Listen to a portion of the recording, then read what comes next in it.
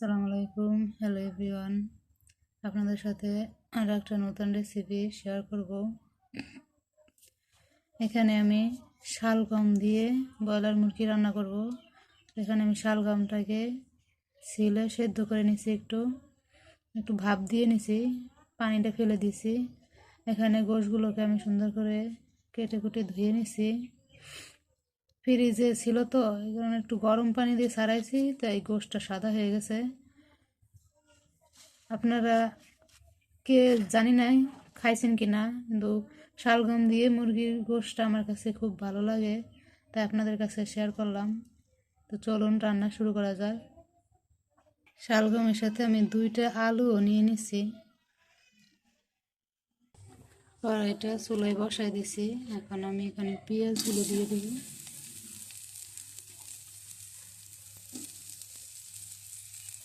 তেল দিয়ে আমি পেঁয়াজটাকে সুন্দর করে ভেজে নেব।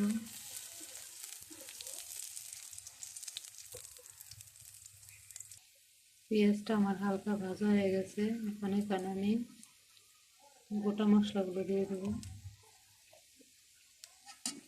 তেজপাতা, এলাচ, লবঙ্গ। পেঁয়াজটার সাথে মশলাগুলো আমি একটু ভেজে নিব। এখন বাকি সব মশলাগুলো দিয়ে দেব। জিরা, রসুন আর আদা বাটা,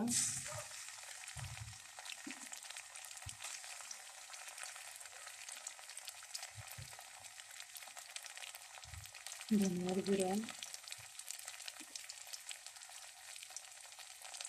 হলুদ,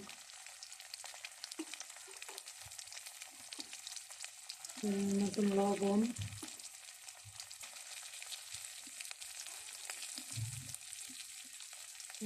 মরিচের গুঁড়া। মশলাগুলোকে আমি সুন্দর করে কষিয়ে নেব। সামান্য একটু পানি দিয়ে মশলাগুলো কষিয়ে নেব।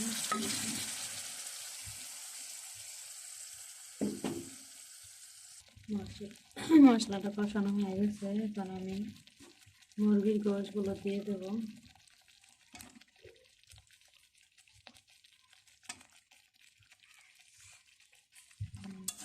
গোশগুলোকে সুন্দর করে মশলার সাথে কষিয়ে নেব।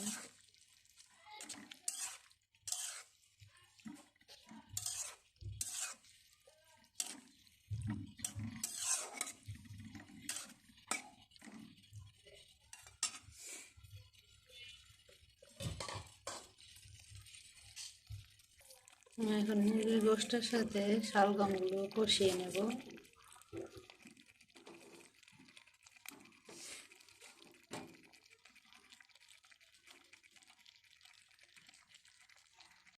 এটা হয়ে গেছে। এখন আমি জিরার গুঁড়া দিয়ে এটাকে নামিয়ে নেব।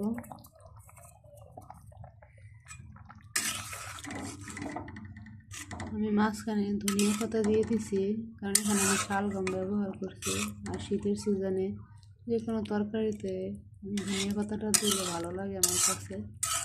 এখন আমি এটাকে নামিয়ে নেব।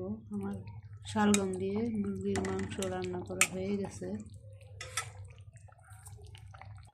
তো সবাই কমেন্টসে জানাবেন যে আমার শালগম দিয়ে মুরগির ঝোলটা কেমন হয়েছে। আপনারা ওইভাবে রান্না করে খেয়ে দেখবেন। শালগম দিয়ে মুরগির মাংস অনেক অনেক মজার হয়, অনেক ইয়াম্মি হয়। আর আমার ফেসবুক পেজটাকে আপনারা সবাই অবশ্যই বেশি বেশি ফলো দিবেন, শেয়ার দিবেন, কমেন্টস করে জানাবেন যে আমার রান্নাটা কেমন হলো। তো আল্লাহ হাফেজ। নতুন কোনো রেসিপি নিয়ে আপনাদের মাঝে আবার হাজির হব ইনশাল্লাহ। তো এই পর্যন্ত, আল্লাহ হাফেজ।